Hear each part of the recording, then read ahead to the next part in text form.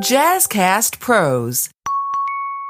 Hello and welcome back to High Vibe Table Talks. I'm your host, Marshawn Hargrave, and I am excited to share this information that I'm going to talk about today. As some of you may know, I am launching a sales course. So I've been working really hard at it. I'm excited for it to come out. I'm just doing the last little bit of editing and I'm adding video components to it. So what I wanted to do today was kind of test out some of the material. I wanted to give you a little snippet from one of the lessons and share it here, talk through it here, because then if you are interested, obviously you should check out more of my course. So the topic that we're talking about today is the 3 Ps of prospecting. Welcome to High Vibe Table Talks, the podcast to help you, the cautiously ambitious woman, remove mental barriers and take action now so that you can achieve your high vibe desires. I'm Marshawn, your high vibe curator, cheerleader, and accountability partner. If you don't know, my sales course is all around the art of prospecting, and it's called Sales Prospecting Simplified, and I think it is such an important key component to the sales process, and it's something a lot of us miss out on or just kind of don't do, and it really impacts our sales. And so there are 3 Ps that stop us. I am going to talk about the 3 Ps of prospecting here, and then, kind of what to look out for, and then what to do if you find yourself falling into any of the traps. So I first want to say that cold outreach is, Jesus Christ, dog. Cold outreach is difficult. It's not enjoyable. It's emotionally taxing. And I also believe it is one of the most necessary things that you can do. You have to start having more conversations with more people about what you sell. They can't buy what you have if they don't know about it. And so there are 3 ways that I have seen fear kind of show up in different ways that stop us from prospecting. So thing number 1, procrastination, talking yourself out of prospecting. Oh, let me just check my email first and then I'll get to prospecting. Oh, I really, I need a good cup of coffee and then I'm going to sit down and I'm going to do it. Oh, I never replied to that text. I really should do that. If you may have heard it a little while ago, my dog is a little whiny, so I need to take care of my dog or let him out or whatever those things are. I have said all of those things. One of the reasons why I actually started my accountability groups is because I hate doing household work, and I was finding myself being like, I'm going to do laundry before I cold call, and like literally laundry is the bane of my existence. But that is what I was putting ahead of things like cold calling. I think the hardest thing with prospecting is that it feels like you're putting in a lot of work and very little payoff. There is a big jump from that cold call or cold outreach to when they actually become a client. And so it can feel like you're putting in a ton of effort with very little reward. As I've said before, I used to make 250 cold calls a week, so I would set aside 10 hours a week to cold call. And if I would do, let's say 20 in an hour, maybe 1 to 2 people would actually answer. So that can feel like I just put in all that time and effort and I got what out of it? And so, the thing that you have to remember is ground yourself in your why. Why are you doing this? Who's your ideal client? Why are you so excited to serve them? Because then each reach out can feel like, what if that's the person that I'm going to help? And chunk it out. As I said, it can be very emotionally taxing. And so if you're like, okay, I'm going to sit down and I'm going to do this for 1 hour. Awesome. It has a start time and an end time. And it just can feel like I can do anything for 1 hour, even something as painful as prospecting. The nice thing too that I used to do is reward myself after. So I would give myself a 20-minute TikTok scroll after I do cold outreach. Something to be like, you put in the work today. Congratulations. So the first P is procrastination. And I think step number 1 in removing procrastination is becoming aware. And with all of these things, become aware of when these narratives are showing up and then use your toolbox to pull yourself out of them. P number 2, Perfectionism, the fear of not getting it right. Okay, I need to have the perfect script before I call anybody. I have to have my ideal client nailed down perfectly before I go to a networking event. I should redo that LinkedIn message because I need to sound more polished. My course needs to be 100% perfect before I ever start selling it. Let me reread that email again. Or, I actually need to learn more before I can ever create anything for anybody on this topic.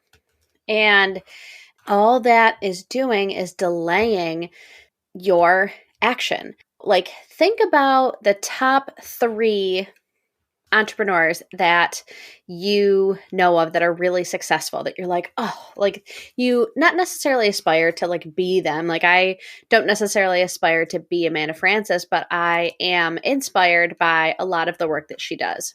So think about some of the entrepreneurs that inspire you. Do you think they were perfect all along the way? Absolutely not. All of them stumbled over their scripts. All of them sent typos in their emails. All of them called on people that weren't the right fit. All of them thought this was their ideal client when it was actually somebody else. All of them made mistakes along the way. But you don't get better by not trying. Like, yes, you can practice your script 100 times in front of the mirror before you go try it, and you will still stumble. Like, until you say it 100 times in front of actual people during actual conversation, that's how you get better. And that's how you become successful. Being successful isn't that you never made any mistakes. And so this notion that we have of, I have to make it perfect before I put anything out there, all that is, again, is fear showing up and saying, hold on, hold your horses. This is getting a little bit scary. I'm going outside of my comfort zone. Let's just, make sure that everything was right before I set anything out there. All it is fear. Doing 20 cold outreaches, not perfect, is so much better than obsessing and sending out one perfect one. And you're not going to know if it is perfect until you start getting it out there into the market. Maybe the words that you use as pain points that sound good in your head upon delivery, or the people that are receiving them aren't receiving them in the way that you think. And you don't know those things until you start using them. So get out there, do it a little bit messy. Like, I'm not saying, like, obviously for those who are out there doing it, I'm not saying like slap something together and then just throw it out there, or do no preparation because you're never going to know. There is a balance of being prepared, finding the right words, getting yourself like 80% there. And the last 20%, you're going to figure out, you're going to stumble upon, you're going to massage, and you're going to get back from that networking event and go, okay, I said this and they didn't get it. Or maybe I should tweak this word, or whatever.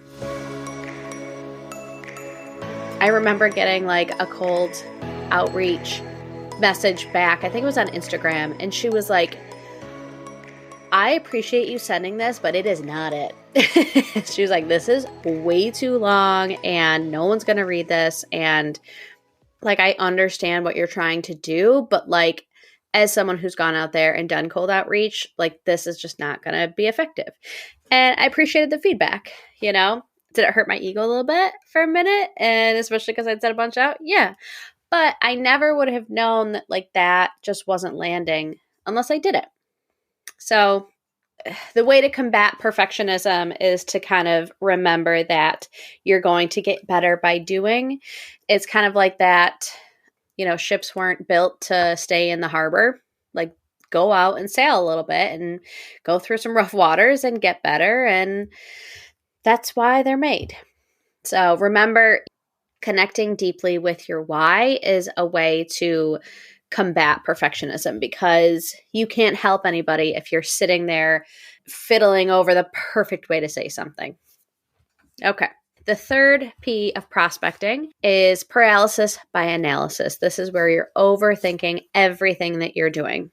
what if I reach out to the wrong decision maker? What if now's not the right time? What if they're at lunch? What if it's Monday morning and they don't really want to hear from me? Maybe I should do some more research first. Our brain loves to overanalyze, and it tricks you into thinking, I need more information. I need more certainty. I need more prep. I need to do more before I can start to take action. It's not necessarily about the other person. It's very internal. I'm not enough yet. And so I need to be more and able to take more action. As I said before, when I was cold calling on car dealers, I learned quickly not to call office managers between the 1st and the 10th of the month because they were closing their books and they did not want to talk to you at all. I would not have known that unless I had called a couple office managers who said, don't effing call me right now. Do you know what I'm doing? And I got to learn the industry better because of that. And I was able to then also use that and say hey, it would be let's say the 28th, or maybe it would be a cold outreach on the 7th. Hey, I know you close your books around the 10th. And so I won't bother you with a phone call then, but I look forward to talking to you on the phone on the 12th. And they're like, oh, you know my industry. You have connections with other people who do what I do, and you understand my industry at a deeper level because of that information. And so, again, I never would have known that information to not do it. I got to learn their industry at a deeper level, and now I get to use language that they use so that it builds that trust around, you know what you're talking about, you know what you're doing, you understand my pain points. Because again, selling isn't about me or I. It's how can the other person benefit from you? What pain are you serving for that other person? So paralysis by analysis, you're never going to know what will work until you go out and try it. Mel Robbins has, I think it's the 5-second rule, but it's if there's something you don't want to do, just count down from 5 and then go do it. And so if you're overthinking, just count down from 5 and send the email, dial the number, hit publish, hit send the message. Getting into a groove and maybe automating some things. There's so many automation tools that are out there. And so maybe if you're really stuck in paralysis, letting the machine do it for you. You're not actually hitting send. Okay, so I'm going to get this message crafted, and so I'm going to put it in there, and it's going to do all the work of hitting send. If it costs you, let's say $30 a month to have an automation tool, but you have to hit publish once and it does it for you 200 times instead of you having to hit send 200 times, is that worth it in your business? Only you will know if the ROI is there. If you do it 10 times, maybe that fear reduces, or it never goes away, but maybe it's not as much of a roadblock for you after you do the first 10.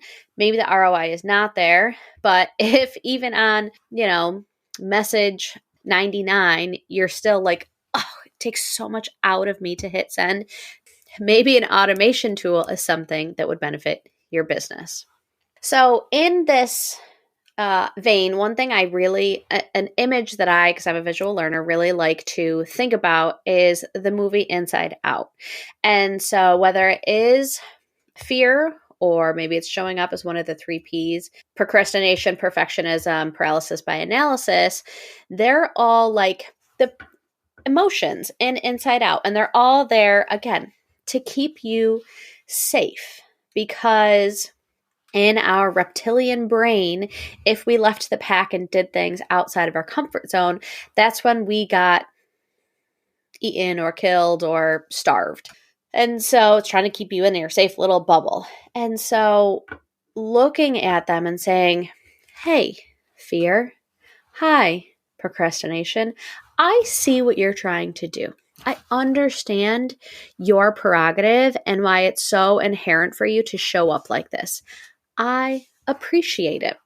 And again, getting back to your why is a huge piece of pushing through these, because you're I see that you have kept me safe in other instances. Right now, my purpose is bigger than the fear I have of doing nothing. my ripple effect that I'm going to have on the world and on people is something that is so important to me that I hear you and I'm still going to take action anyways. The fear and the 3 Ps, all of those, they can be along for the ride.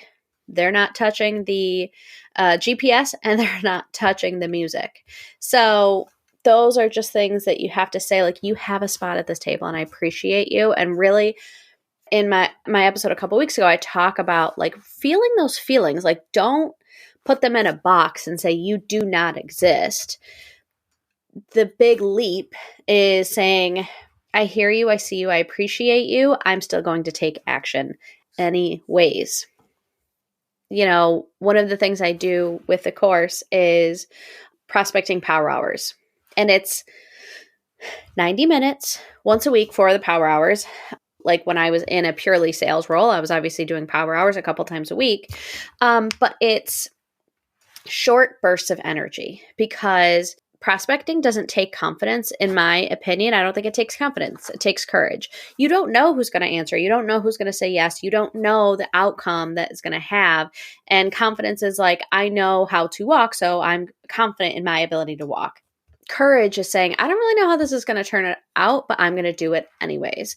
And so having courage for 1 hour once a week can make a huge ripple effect on your business. Once the hour is up, congratulations, but one thing you really have to be careful of is the distractions, in the first P being procrastination, things like email, things like text messages, things like your dog, things like all the world around us that is constantly trying to get in.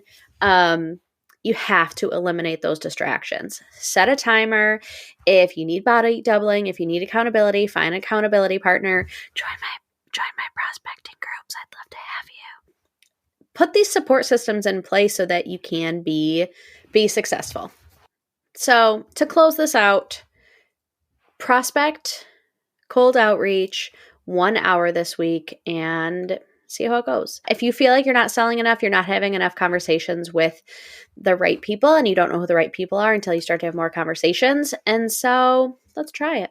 If you'd like to join my prospecting power hours, please send me a message. Email me at highvibecowork@gmail.com. I would love to support you on this journey. So that's it. That is the 3 Ps as one of the lessons in my Sales Prospecting Simplified course. If you found this helpful and are interested in my sales course, my virtual co-working that I do every week, or my prospecting power hours, please let me know. I would love to have you. This is how I think I'm going to be impactful this year, is sharing sales information like this and getting people to go out and take action in their sales funnel, both through education, application, and going out and doing it. So thank you so much for listening. Until next time, remember that big dreams and small steps will transform your life.